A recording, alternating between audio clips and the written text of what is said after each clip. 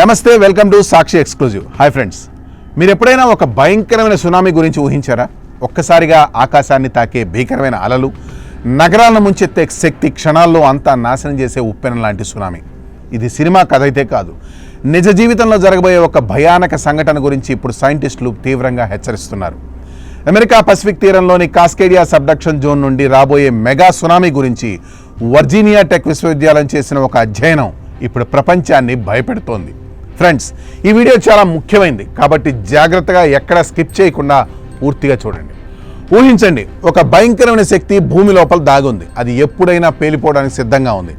కాస్కేడియా subduction zone అనేది అమెరికాలో అత్యంత ప్రమాదకరమైన భూకంప రేఖ. ఇది ఉత్తర కాలిఫోర్నియా నుండి వాంకోవర్ ద్వీపం వరకు 600 మైళ్ళ దూరం విస్తరించి ఉంది. ఇక్కడ జువాన్ డి పుకా ఫ్లేట్ అనే సముద్ర ఫలకం నార్త్ అమెరికన్ ఫ్లేట్ కిందకి నెమ్మదిగా జారిపోతుంది.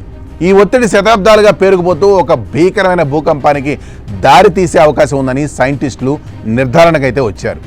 వర్జీనియా టెక్ శాస్త్రవేత్తలు జియో సైంటిస్ట్ టీనా దురా నేతృత్వంలో రాబోయే 50 సంవత్సరాల్లో 8.0 లేదా అంతకంటే ఎక్కువ తీవ్రత కలిగిన భూకంపం సంభవించే అవకాశం 15% ఉందని హెచ్చరిస్తున్నారు.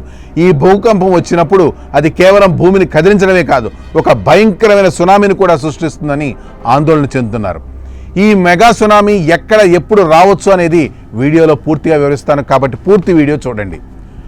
సునామీ అంటే ఇప్పటివరకు మనకు తెలియని ఓ పెద్ద సునామీ. అది ఎలా ఉంటుందో మీ ఊహకు కూడా అందదు.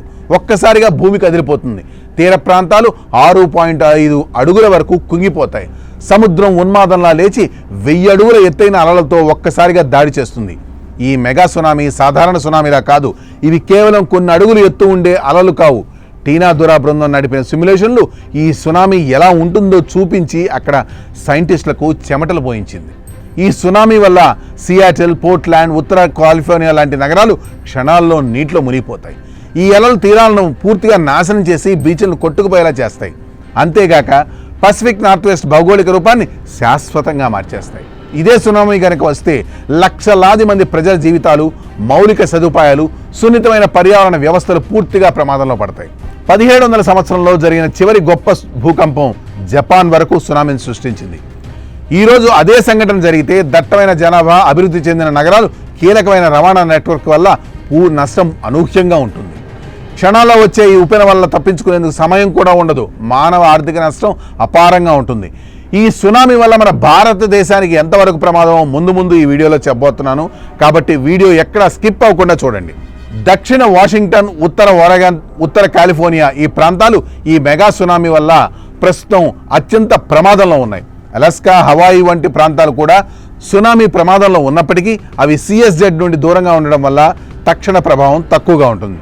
అయితే CSZ వెంబడి ఉన్న తక్కువ ఎత్తులో ఉన్న తీర ప్రాంతాలు శాశ్వతంగా నీటిలో మునిగిపోయే ప్రమాదం ఉంది. ముఖ్యంగా 2100 నాటికి సముద్ర మట్టం పెరగడం వల్ల ఈ ప్రమాదం మరింత తీవ్రం అవుతుంది.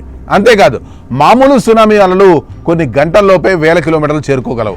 అలాంటిది 1000 అడుగుల సునామీ అమెరికాలో వచ్చిన ఆసియా ప్రాంతం రావడానికి పెద్దగా సమయం పట్టదు. అంటే దీనివల్ల ఆసియా ఖండంలోని దేశాలతో సహా మన భారతదేశం కూడా ఈ సునామీ ముప్పులో ఉన్నట్టే లెక్క. ఈ 1000 అడుగుల మెగా సునామీ ఈ క్షణం నుండి ఏ క్షణమైనా రావచ్చని సైంటిస్టులు అయితే హెచ్చరిస్తున్నారు. కాబట్టి ఇప్పటి నుండి మన జాగ్రత్తలో మనం ఉండడం మంచిది.